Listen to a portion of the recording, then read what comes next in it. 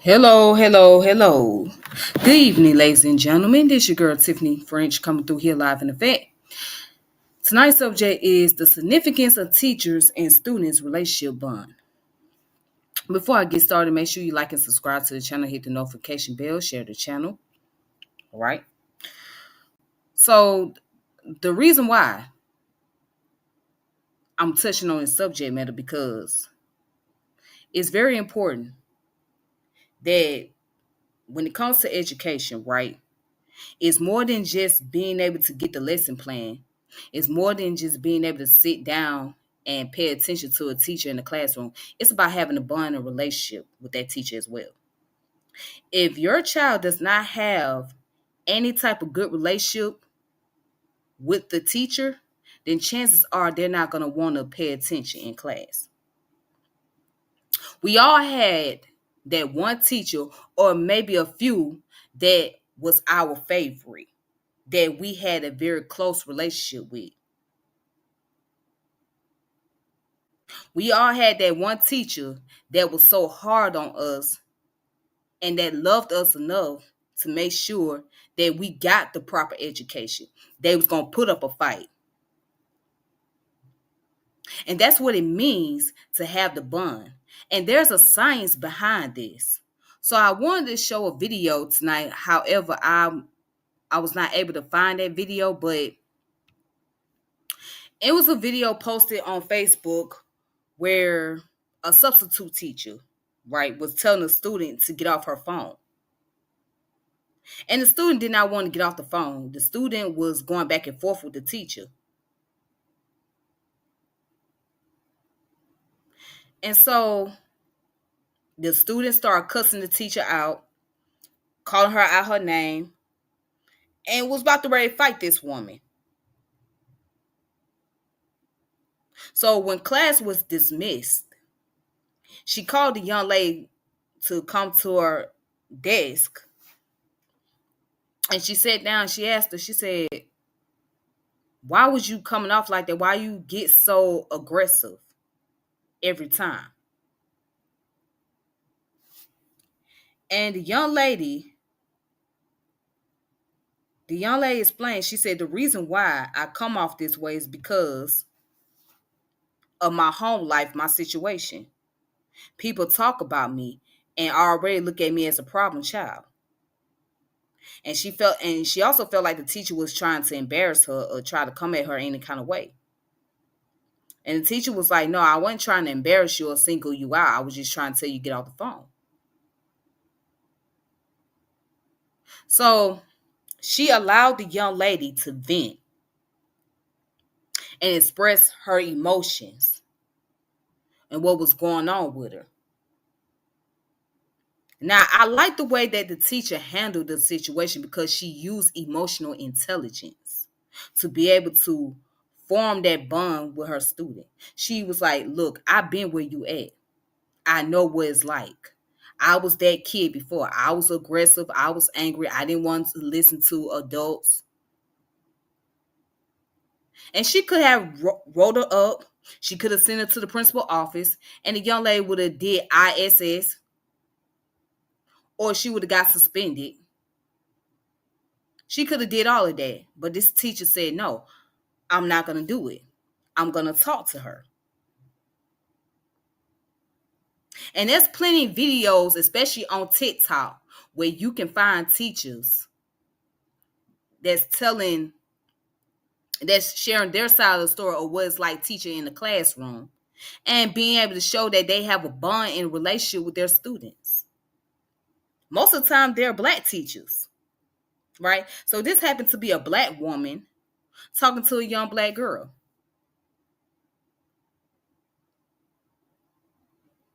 And I like the fact that I saw that. It just really, it really touched me to where I wanted to cry because I saw the bond they had.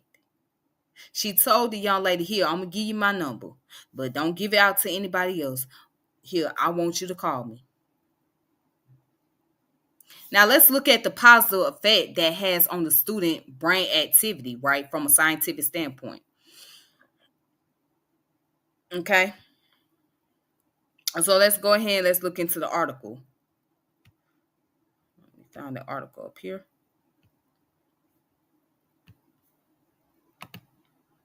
So this article comes from Oxford Academic, right? Social cognitive and affective neuroscience. All right, that's the issue. That's the book. Okay. That's the journal over here. So it says affiliative bonding between teachers and students through interpersonal synchronization and brain activity. All right. So these are the people that did the studies. And here's the abstract. So the abstract says human beings organize socially. Theories have posited that interpersonal neural synchronization might underlie the creation of affiliative bonds.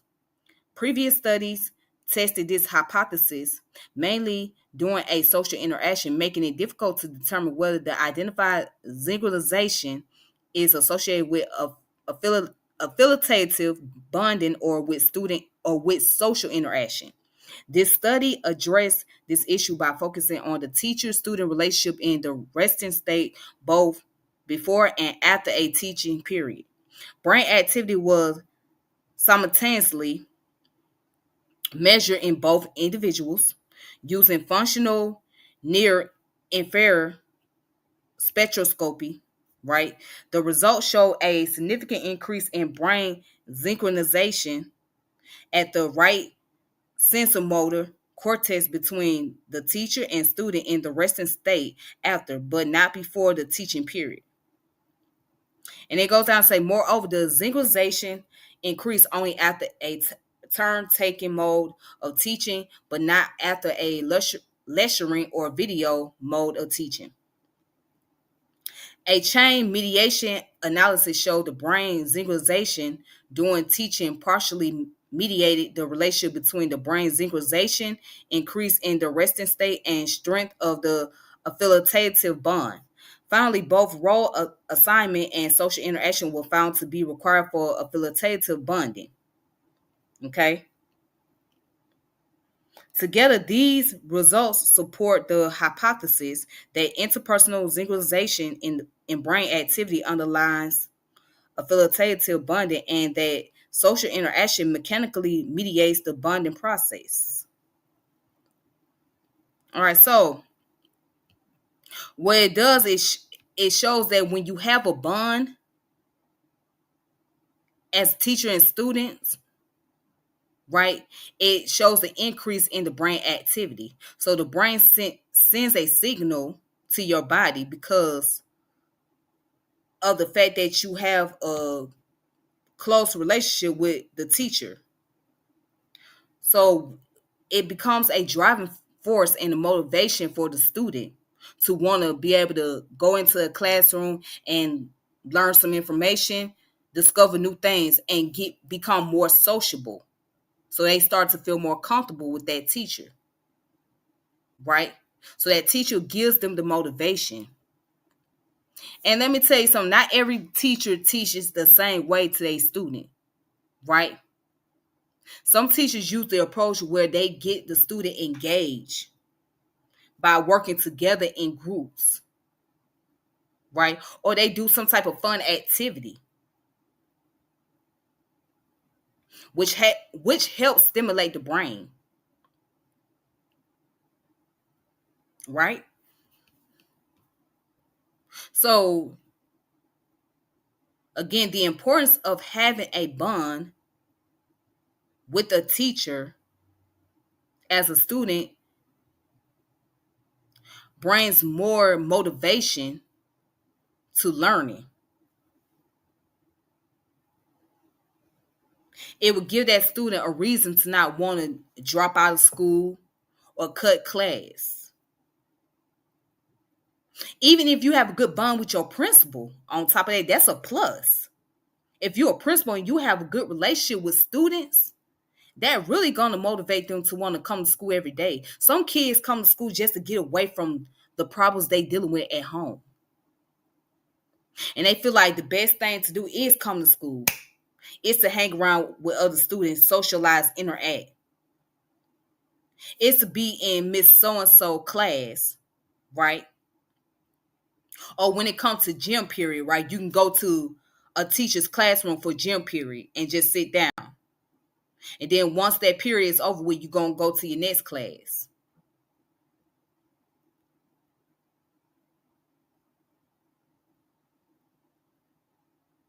So some kids feel motivated to come to class just so they can get away from the problems that's taking place in their environment.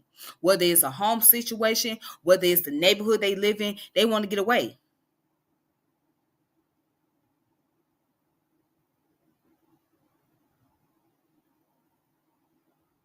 They want to get away from the environment.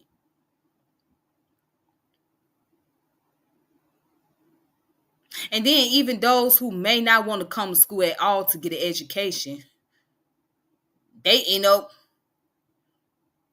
learning anyhow because of that teacher.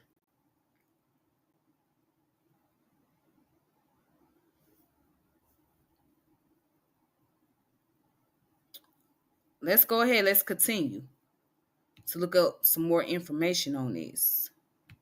Let's go to the article. Let's see what's all right. So it goes into the introduction, right? So let's go a little bit into the introduction. As a survival response to evolutionary pressures, humans tend to form interpersonal bonds.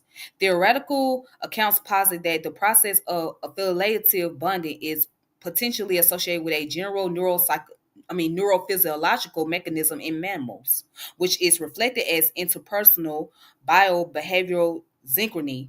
In support of this account, previous evidence has revealed physiological and behavioral synchronization between individuals in various social relationships during interaction. At the neural level, evidence also shows interpersonal neural synchronization, or INS, i.e., phase and or amplitude alignment of neuronal or hemodynamic signals across time in leader-follower pairs when leaders emerge, and student and teacher-student pairs during teaching, or between individuals when a work alliance is created. Right.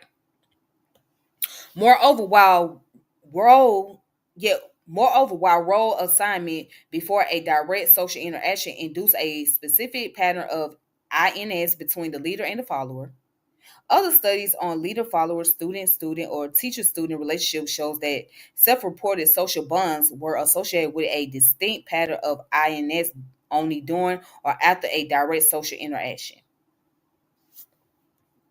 These findings seem to support the hypothesis that INS is associated with affiliative bonding, right? The unresolved issue, however, is that the identified patterns of INS in these studies could be associated with affiliative bonding, role assignment, or social interaction, as these processes were intermingled when INS was detected. All right, so for those of you that don't know what INS stands for, interpersonal neural synchronization. All right. So let's get back to the part where it says,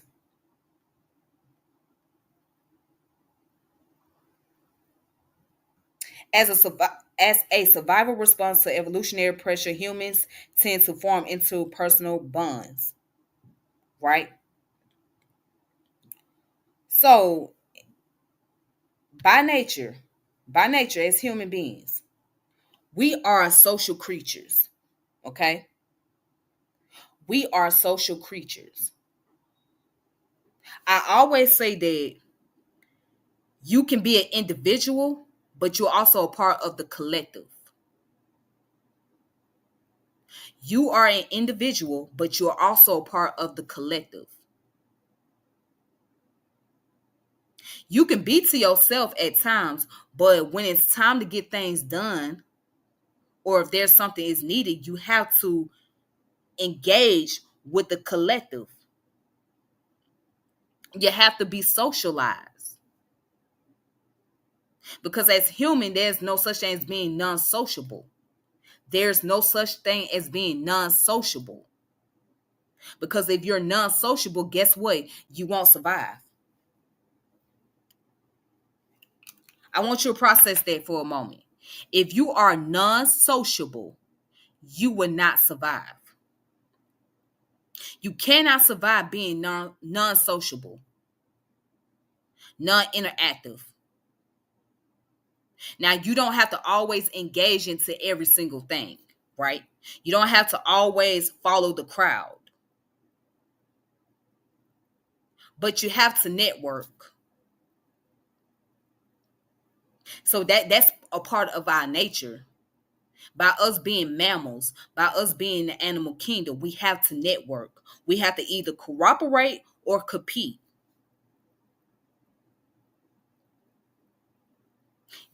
But for the most part, you're gonna have to cooperate. You're gonna have to collaborate on things, even if it's with people that you don't like. You still gonna have to socialize with those individuals. You don't have to have a personal relationship per se, but you have a business relationship. Now, can't you form an interpersonal relationship with people in a business setting? Yes. In a work setting, yes. But then you have to be careful who you have a bond with as well. You have to be careful. But overall, we are a social creature. We have to interact with each other. We have to, because we have to rely on each other. That's why I'm against this whole concept about being independent. How? You're not independent at all. You're interdependent, not independent. Interdependent. Because you still have to rely on people to get things done. You can rely on yourself. You can have that motivation, right? You can have that drive, which brings about the emotions.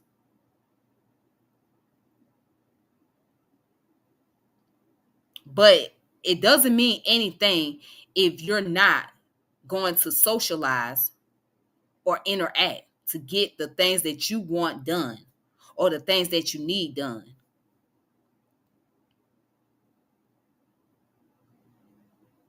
So you can be anti-sociable in your private situation, but when you dealing with the general public, you're gonna have to socialize. You're gonna have to engage, or otherwise you won't survive.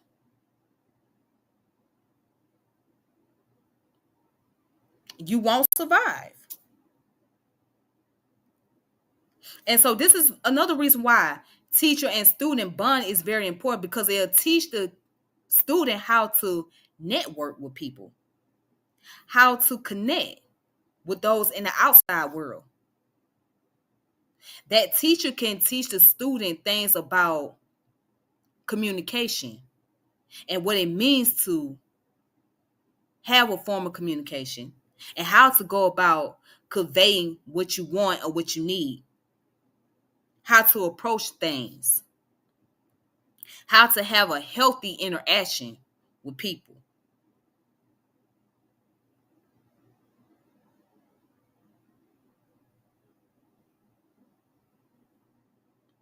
And then this is what kills me a long time ago. When I was in school, used to hear teachers say things like, I'm up here just getting a paycheck.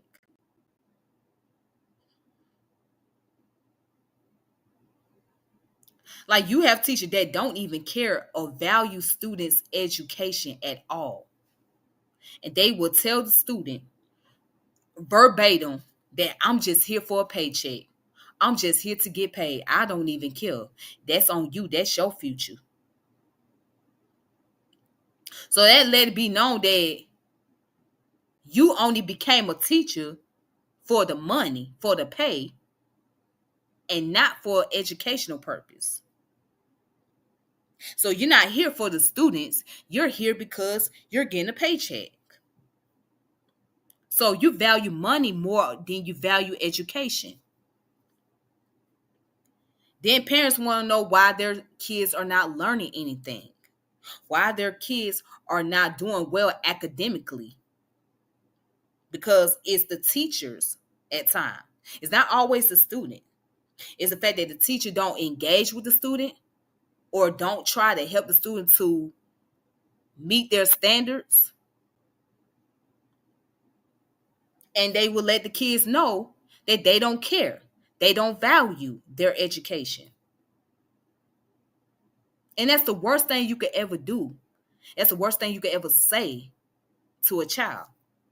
Because now you done turned that child away. That child feels like, well, if you don't care about my education, what's the purpose of me coming to your class? Why am I here? So that kid, in the back of their mind, is going to say, well, I'm not going to come to this classroom. I'm going to cut class. I'm going to skip class. I'm going to skip this period and go to the next period. And do you blame them? Do you really blame a child for skipping a particular class when that teacher tells them that they don't care and they don't have no value? They don't see any value in them.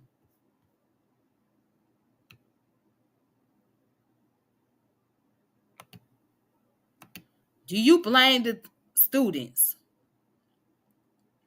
for cutting class when the teacher tells them that they do not care or value their education?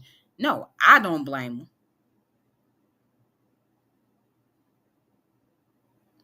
That is not a way to have a bond with your students. That is, as a matter of fact, that is very unhealthy. It's very unhealthy, unproductive. And it seems like nowadays anybody could be a damn teacher, if you ask me. It seems like nowadays anybody can be a teacher. Anybody can say, hey, I have a degree, and don't know what the hell they teaching. They don't know how to teach properly in the classroom.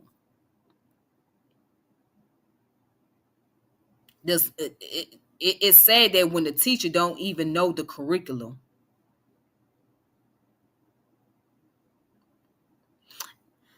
I done seen on Amazon where they have like these booklets.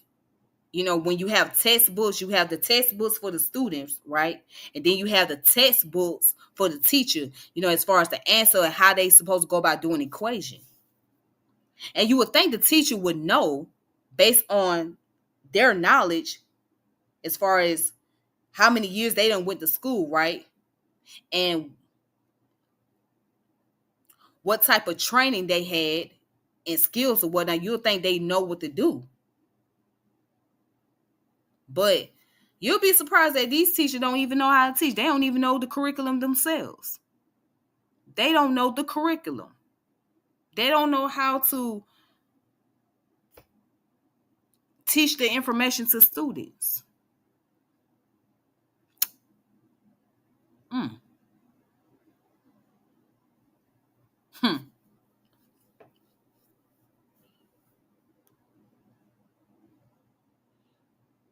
But let's go back to the source. Let me try to post this up. Zoom this in. Zoom it out. All right. Let me go ahead and get back to it. Okay.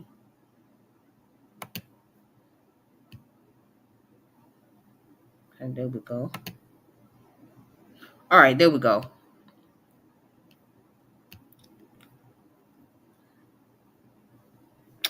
All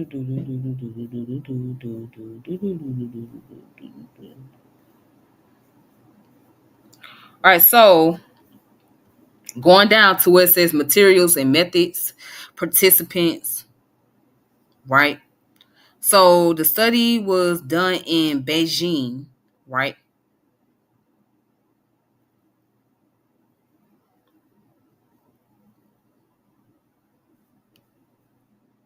It says the participants were the same as those described in Xing. 60 adults were recruited from university in Beijing through advertisements and were assigned as students. In addition, 4 adults were also recruited from Beijing Normal University through advertisement and assigned as teachers. They had received training as a teacher for 6 to 7 years. Before the experiment, the teachers and students were not acquainted. The 60 students were pseudo randomly split into 3 groups for 3 teaching modes. The 20 students in each group were randomly assigned to the 4 teachers. All participants were right handed and had normal or corrected to normal vision. Right? And then it goes down to say that additional 56 adults were recruited to participate in a validation experiment and were randomly assigned into 28 two-person pairs. In each pair, the members were the same sex and were strangers to one another. All participants were right-handed with normal hearing and normal or corrected to normal vision and had no language, neurological, or psychiatric disorder. All right. So here go the experiment design down here at the bottom. And it says figure 1A shows the overall arrangement of the experimental design. There were 2 10-minute resting state sessions at the initial phase and the other at the ending phase of the experiment. During the resting state session, the participants were required to keep still with their eyes closed, relax their mind, and remain as motionless as possible. Their interaction session immediately followed the first resting state session and occurred before the second resting state session. All right. So, task and material. During the interaction session, a teaching task was performed which has been described previously. The teachers were required to teach the students about numerical reasoning, that is, looking for the hidden rule about a numerical relationship among a given sequence of numbers. This content was selected from a national standard guidebook that aims to measure and improve various cognitive abilities, including numerical reasoning in young adults. Numerical reasoning involves finding hidden relations in a given number sequence. For instance, the number sequence 2, 4, in the parentheses 8, 10, 12 follow the rule that all numbers are even numbers that differ by the constant of 2, so 6 is the correct answer. That's interesting. All right. So it goes on to say the experimental procedure of teaching was in the format of one teacher to one student. Each of the 4 teachers taught the same content to 3 groups of individual students in 3 different modes. The turn-taking mode, the teacher and students sat side by side in front of a table in a silent room. A computer screen was placed on the table. The teacher first presented an example on the computer screen, and the student read and thought about the problem for 20 seconds. Next, the teacher guided the student to solve the problem according to Q&A approach described in a script for the teacher. All right. And it says the lecturing mode. The teacher and students sat side by side in front of a table in a silent room. A computer screen was placed on the table. The teacher explained to the student the steps for solving each example using the computer screen. The teacher did not ask questions, and the student was not allowed to ask questions. And that's the hard part about that, the lecturing mode. The video mode, only the student sat in front of a table with a computer screen on the table. The videos in which the teachers simulated the lecturing mode alone, her/his brain activity was collected at this time, had been recorded previously. Then the students learned by watching the video alone while brain activity was measured. So it goes on to say in the turn taking and lecturing modes, the students sat next to the teacher because one-to-one teaching usually occurs this way in real life. And it is also convenient for the teacher and student to view and discuss the teaching contents presented on the computer. However, both the teacher and student were free to adjust their face direction so that both of them could see the face of their partners. In the video mode, the student could also see the face of the teacher as well as the teaching contents in the video. The experimental procedure were video recorded the length of the teaching periods from the beginning to the end of the teaching behaviors, and each teaching style was flexible and up to the teachers and students. Prior to the experiment, all teachers were trained in teaching the content. Now, it goes into the concept about the behavior assessment. All right, so before I go there, let's discuss about, let's go back up here to this paragraph, right?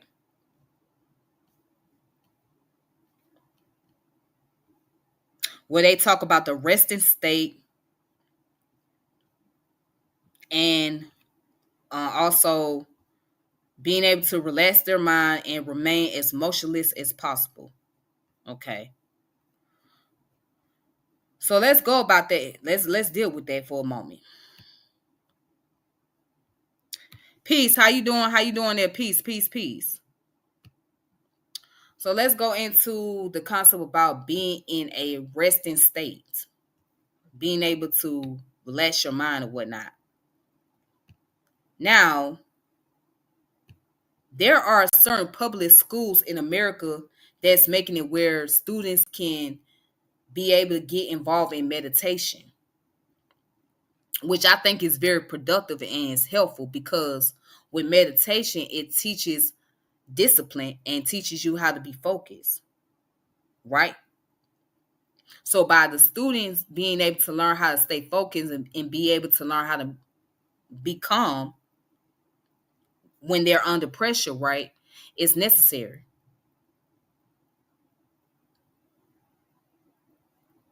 And then in some school, they have what's called solid sustained reading, SSR. Solid sustained reading is when the student has to read a book for about 30 to 40 minutes or just throughout the whole period. And for many, it was a time to rest.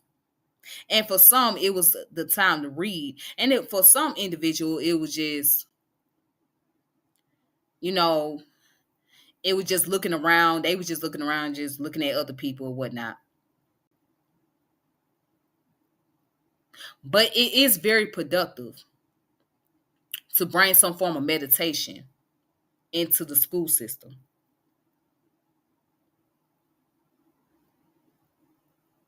Because once you teach students how to discipline themselves, right, they'll be able to learn how to better focus in class. And I thought it was interesting that the article spoke on resting state, and there was the part where they had to close their eyes or whatnot. And I think that is necessary. The last time I can remember ever doing meditation in school was when I was in kindergarten and we all took a nap.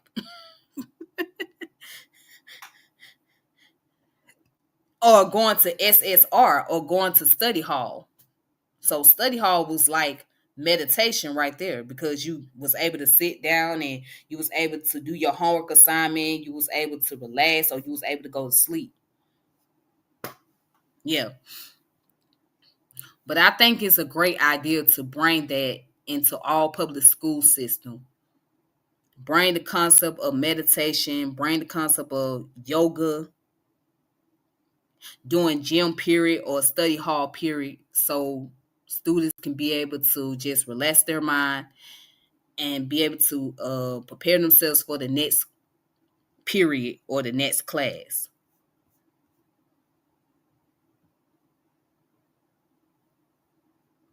Yeah. But let's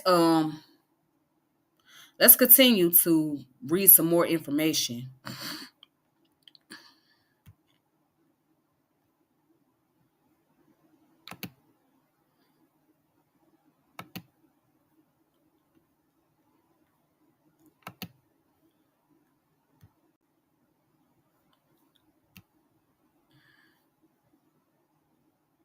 All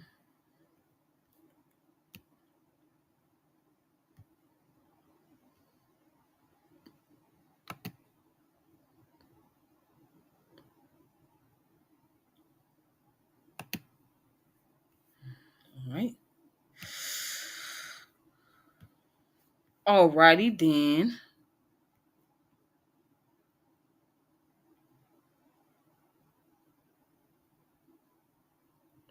So this one's called the assessment affiliative bond. Immediately after the end of the second resting state session, the student were required to assess how much they liked their teacher and the teaching process on 10-point scale. In turn, item consistency was computed and reliability was high.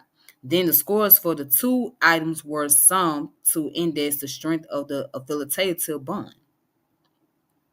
Assessment of the interaction quality immediately after the end of the teaching period, the students were also required to assess the quality of the teaching, their own learning, and the overall process of teaching on the 10-point scale. The inter item consistency was computer and reliability was high. Then the sum of the score for the three items was used to index the interaction quality. Assessment of the teaching outcome. Students' knowledge of numerical reasoning was tested immediately before the onset of the first resting state session. And at the end of the teaching period, a total of 24 choice items were selected from CCSAPAT test bank, which were randomly split into two halves, one for the pre-interaction test and the other one for the post-interaction test. The difference between the pre and the post-interaction test scores was used as an index of the teaching outcome. Now, this was a experiment again that deals with the neuroscience and social cognitive. Okay.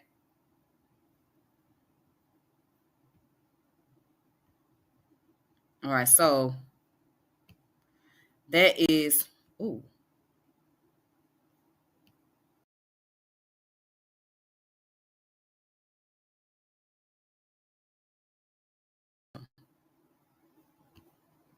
all right. So that is that. I had logged myself out for a minute. So basically, afterwards, they had to give on the scale 1 through 10 of what they thought of their teacher, right? And what was the, or how they, what they thought of the teaching methods, as far as like how the teacher went about teaching the information to them. Okay. So that's the study. Again, if you guys want to look it up, social cognitive and effective neuroscience by Oxford Academic. Okay. And I think that there should be more studies like this taking place periodically within the school system. There should be somebody coming in doing the surveys, asking students what their thought on the teachers and what did they learn so far, and what did they think of the teaching methods and things of that nature. I mean, they have counselors there, but they need like a school psychologist to be there more often to do like the survey to find out what are the thoughts that students have on their teachers. And I think also they should use that as a way to evaluate the teachers and see if the teacher can be still qualified to teach at the school, or if they need to go ahead and transition up out of there. So use that same survey, right, to determine if the teacher is fit to teach in the classroom. That's what I think too. So I think the principal should make a requirement for, you know, for the students to do a survey on their teachers and then go from there.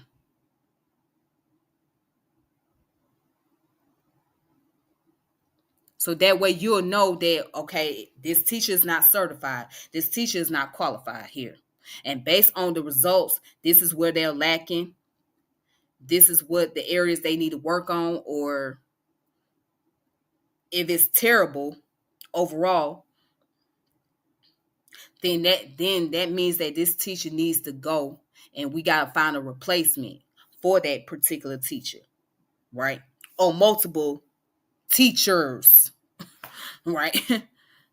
Instead of just having the same people there and they're not teaching lessons, they're not giving no type of syllabus, no guidelines to the students or anything like that.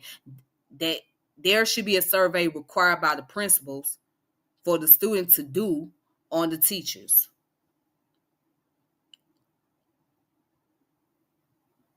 And the teacher should leave out the classroom while the students are doing the survey.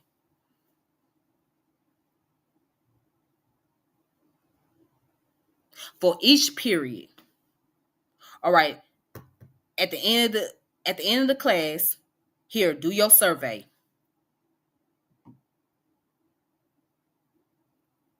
And when your survey is done, go turn it into the principal office or put it in the principal's mailbox. That's just my thought and my opinion on it. Um, but overall, yeah, student and teacher bond is very necessary and is important, because in life, you have to be able to learn how to enhance your social skills and how to be able to interact and network with the general population.